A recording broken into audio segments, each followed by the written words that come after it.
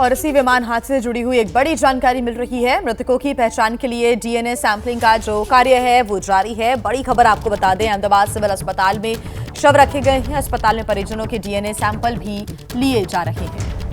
तो मृतकों की पहचान के लिए डीएनए सैंपलिंग बहुत ज्यादा जरूरी है। इसकी जो प्रक्रिया है वो अब शुरू हो चुकी है। जो मृतकों के परिजन हैं वो अब अस्पताल जब पहुंचे तो उनके भी डीएनए सैंपल लिए जा रहे हैं। डीएनए मिलान होगा और उसके बाद ये आसान हो जाएगा कि जो मृतक है उन तक, उनके जो शव हैं परिजनों तक, वो पहुंचाने का कार्य, और इसी वजह से डीएनए सैंपल अस्पताल में परिजनों के लिए जा रहे हैं।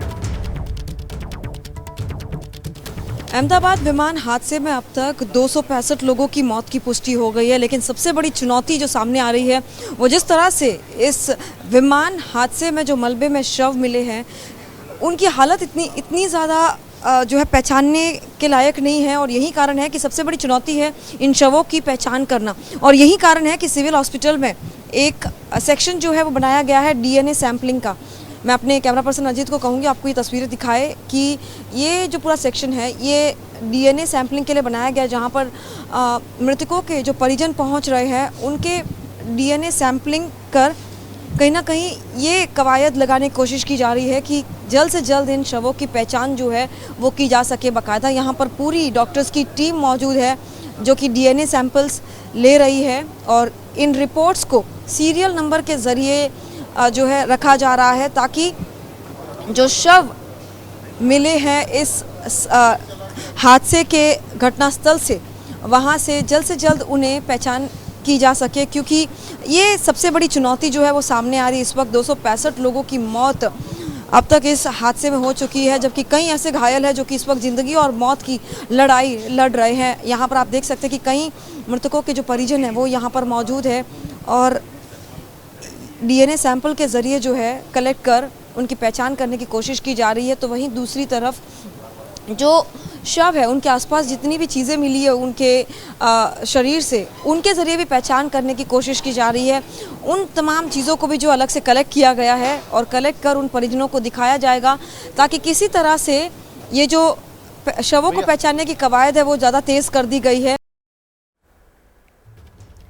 तो अहमदाबाद से लंदन जा रहा एयर इंडिया का विमान टेक ऑफ करने के बस 40 सेकंड में ही क्रैश हो गया और उसी विमान की दूसरी तस्वीर भी आई है सामने। ये तस्वीरें आप देख रहे हैं जिसमें आप यात्रियों की मौत से पहले के आखिरी 40 सेकंड्स को गिन सकते हैं। यह अहमदाबाद के सरदार पटेल इंटरनेशनल एयरपोर्ट का नया सीसीटीवी फुटेज आया है सामने। ये वीडियो आप देख रहे हैं।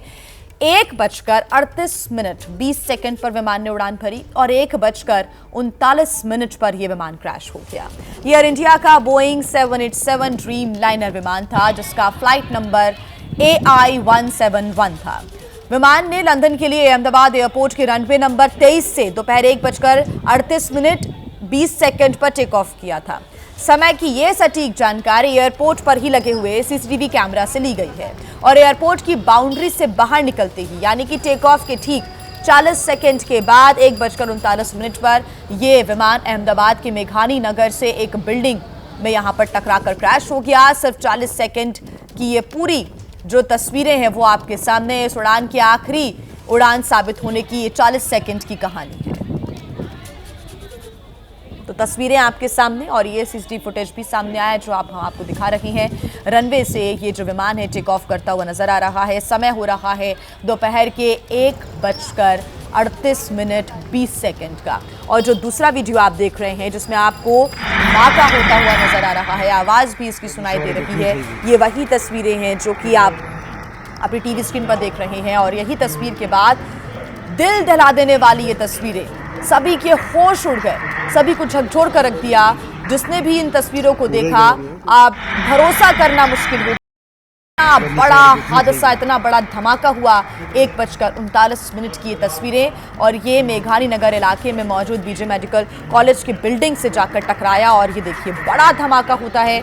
धुएं का गुबार चारों तरफ फैल जाता है। एक बिल्डिंग में आग लग गई, वहां पर जो पेड़ पौधे मौजूद थे झुलस कर राख हो गए और इन्हीं तबाही के निशानों से आप समझ सकते हैं और इस ब्लास्ट से आप कहीं ना कहीं अंदाज़ा लगा सकते हैं, धमाके से अंदाज़ा लगा सकते हैं कि कितना भयावह ये हादसा हुआ। पूरा जो विमान है वो फ्यूल से भरा हुआ था, ईंधन काफ़ी ज़्यादा था इसमें, इसी वजह से ये हादसा और भी ज़्यादा दर्दनाक और भयावह हो गया।